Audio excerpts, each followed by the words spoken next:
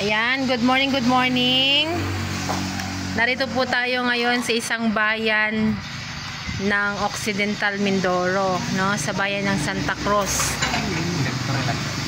Ngayon po ay narito po si Kuya na kung saan ay siya lang po ay nag-order ng product through online at ngayon po ay nagkita na kami.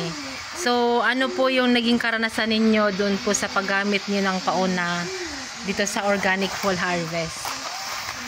Maganda po siya. Una po, magpakilala kayo. Ako po si Robert Damimbro po ng taga Occidental Mindoro po. Okay. Pinagturilan Santa Cruz. Okay. Ako po yung kauna-unang gumamit po ng Organic Fall Harvest. Maganda po ang naging resulta niya po. Paano po nyo nasabi na maganda? Ang palay ko po ay nagkaroon ng rice blast. Okay. Ito po yung ginamit ko una. In-apply ko.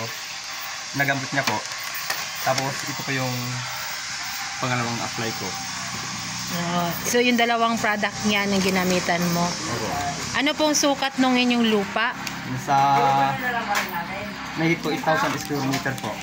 Okay. Yun pong, ano po ang ibig sabihin from synthetic po, ginamitan ni nagkaroon kayo ng problema. Tapos ay ang ginamit nyo pong solusyon doon sa problema ng synthetic is itong organic. Oo. Paano po nyo nasabi na nasolusyonan yung problema? Kasi po nung ginamit ko siya after 5 days po, nawala po yung sunog ng dahon at saka yung tunguro po. Oo. Kaya maganda po siya. Sa inyo pong sobra 8,000 square meter, nakailan po ang naging harvest nung nasabi? Naka 118 bag po. Naka 118 bags. Okay. So, ngayon po, narito kami sa inyong lugar para po atin pong muling i-adapt yung panibago nating technology. Opo. So, kaya po kayo panatag ngayon dahil po kayo po ay nakakita na ng magandang results sa nasabing product. Tama po? Okay. So, ngayon po, sa kasulukuyan, ay kayo na din po ay business partner namin.